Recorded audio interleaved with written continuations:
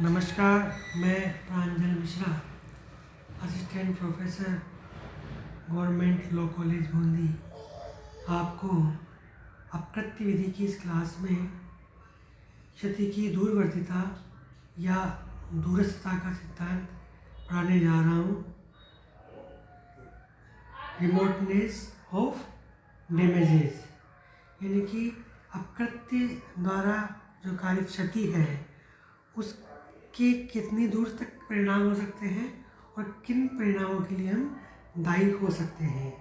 तो ये बहुत ही महत्वपूर्ण सिद्धांत है और ये परीक्षा की दृष्टि से बहुत ही महत्वपूर्ण है। तो आइए पढ़ते हैं क्षति की दूरवर्तीता, remoteness of damages. Remoteness of damages.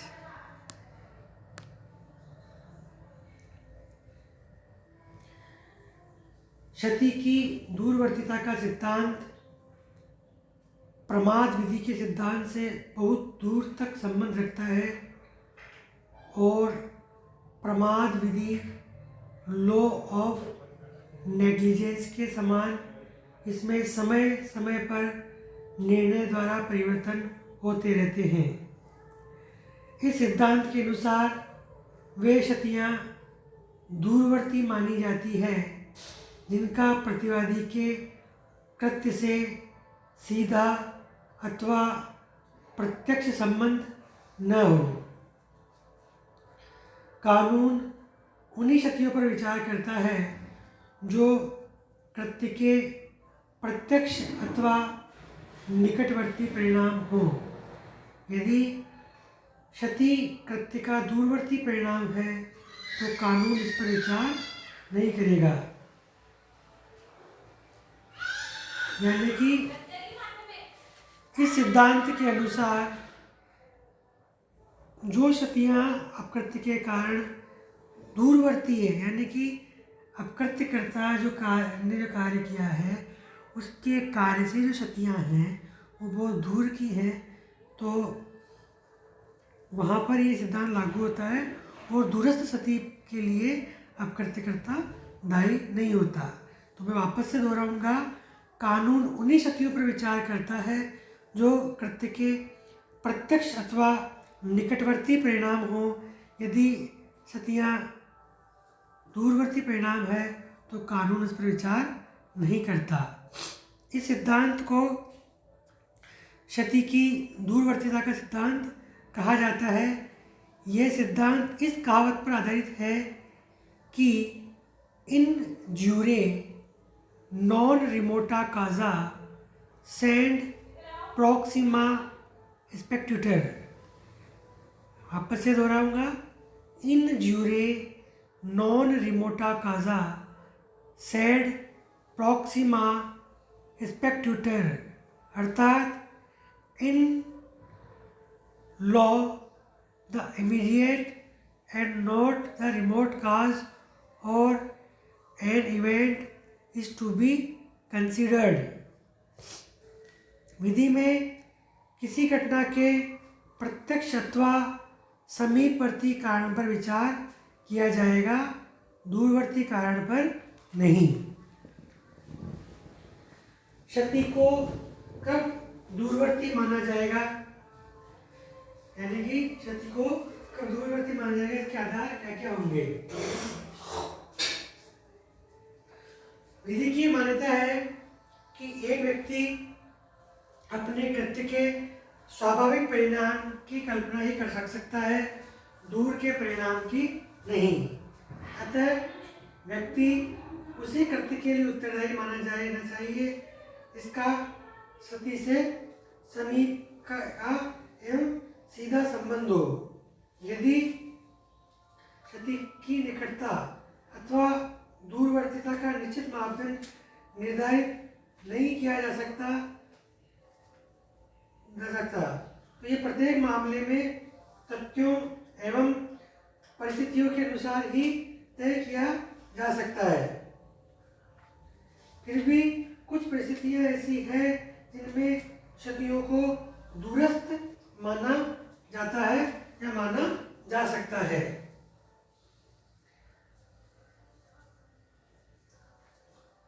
जो सतियों को दुरुस्त माना जा सकता है उसमें प्रथम आधार है जब प्रतिवादी का कृत्य सती की सीधा अथवा स्वाभाविक कारण न हो, यानी कि प्रतिवादी ने जो कृत्य किया है या कृत्यकर्ता ने जो कृत्य किया है उसका सीधा एवं स्वाभाविक संबंध उस सती से न हो तो सती को दुरुस्त माना जाएगा।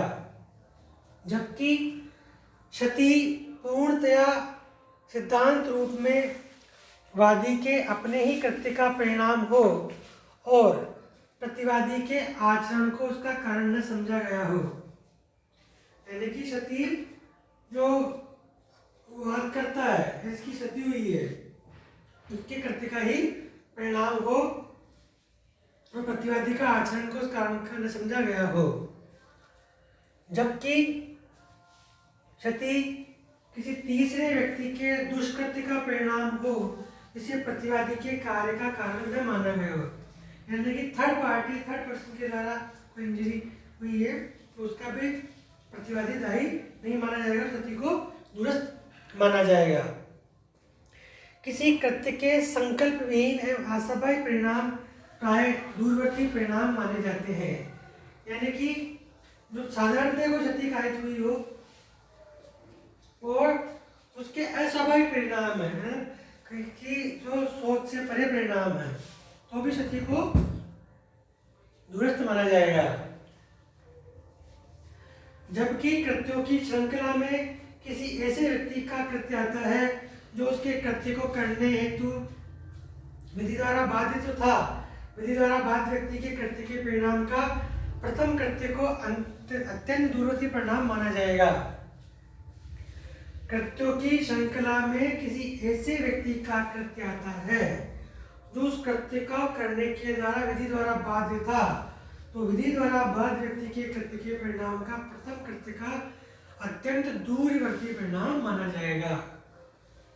यानी कि मान लीजिए विभिन्न कार्य किए गए हैं, उन्होंने श्रृंखलाबद्ध कार्य हैं और उन श्रृंखलाबद्ध कार्यों में से कोई बीच में जो व्यक्ति है वो विधि से द्वारा आबद्ध है, उस व्यक्ति के परिणाम को दूरवर्ती माना जाएगा। प्रारंभ में अकृत्य करने वाला व्यक्ति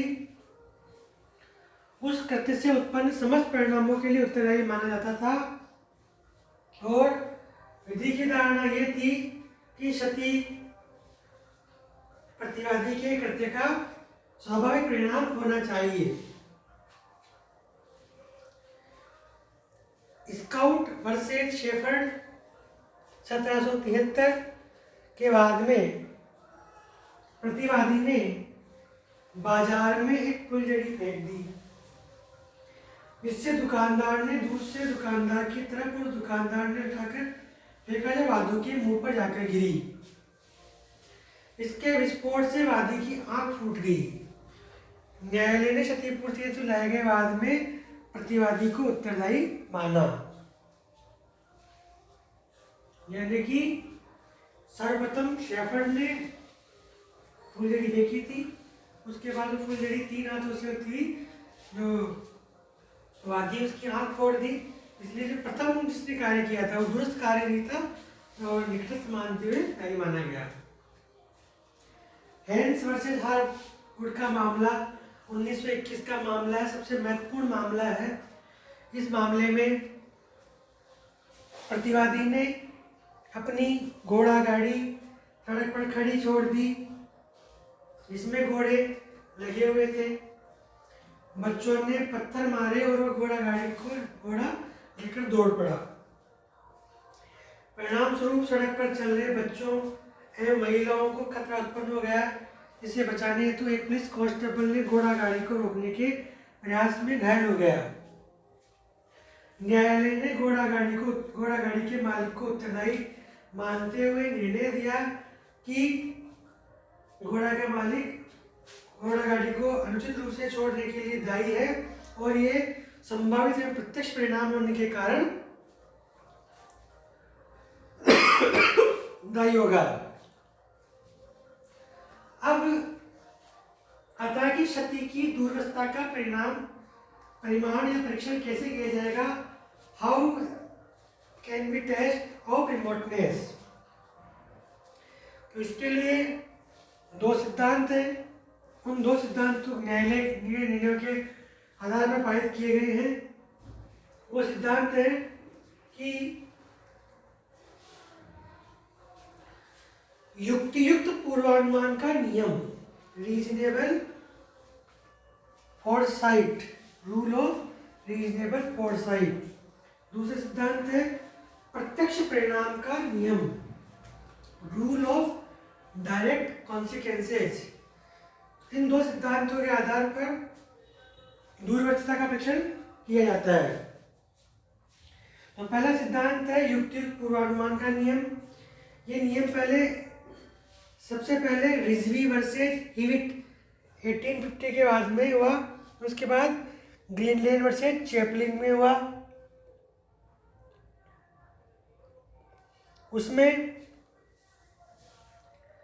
प्रतिपादित किया गया था, इस नियम के अनुसार यदि किसी अपकृत्य द्वारा हुई क्षति का पूर्वानुमान कोई विवेकशील व्यक्ति कर सकता था तो प्रतिवादी उसके लिए उत्तरदायी था।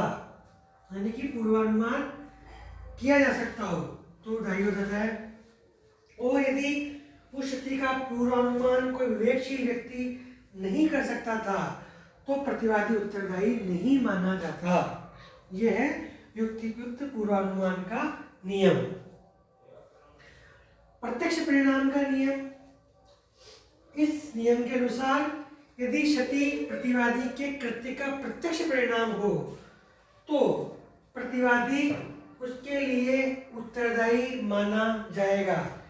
यह सिद्धांत प्रसिद्ध वाद Re Polemis and Furness Withy Company Limited में प्रतिपादित किया गया था। इसमें पूर्व क्षति की दूरवर्तीता के संबंध में पूर्वानुमान फॉरसाइट का नियम लागू होता है। इसके अनुसार क्षति का दायित्व एवं क्षति का विस्तार ज्ञात करने में एक ही मापदंड अपनाया जाता था। इस प्रकार हम निष्कर्ष पे निकलते हैं कि यदि रीपॉलीमस के बाद में निर्धारित प्रत्यक्ष परिणाम के नियम की अनेक न्यायाधीशों ने आलोचना की थी, परंतु यह नियम 1960 तक विधि में मान्य रहा और 1961 में प्रीवी काउंसिल ने द वेगन माउंट के मामले के प्रसिद्ध वाद में पूरी समस्या पर पुनः विचार करके प्रत्यक्ष परिणाम के नियम को अनुपयुक्त बताते हुए युक्तियुक्त पूर्वानुमान के नियम को ही फिर से लागू किया। Lucknow development authority versus M K Gupta AIR 1994 supreme court 787 के बाद में उच्चतम न्यायालय ने वादी का विकास प्राधिकरण के एक अधिकारी द्वारा पैदागी के प्रेशर के कारण उत्पन्न मानसिक क्षोभ मेंटल एगोनी के लिए भी क्षतिपूर्ति दिलवाई। इस प्रकार हम देखते हैं कि क्षति की दूरस्थता का सिद्धांत अपकृत्यकर्ता के द्वारा किए गए कृत्य के आधार पर उत्पन्न क्षति पे आधारित है। अपकृत्यकर्ता द्वारा अगर क्षति की गई है और उस क्षति के दौरान जो उत्पन्न परिणाम है, उन परिणामों के बारे में अगर कोई व्यक्ति युक्तियुक्त रूप से विवेकशील प्राणी पूर्वानुमान लगा सकता है तो उस क्षति के लिए वो निश्चित रूप से दायी होगा और वहाँ पर क्षति की दूरस्थता का सिद्धांत लागू नहीं होगा। क्षति की दूरस्थता का जो सिद्धांत है, उस सिद्धांत पे जो प्रत्यक्ष परिणामों वाला सिद्धांत है उसको वेगन माउंट के मामले में 1961 में खारिज कर दिया गया और मात्र युक्तियुक्त पूर्वानुमान के नियम पर आधारित ही इसको किया गया। तो हमने ये एक महत्वपूर्ण प्रश्न जो परीक्षा में आता है उसको पढ़ा और देखा। अब धन्यवाद।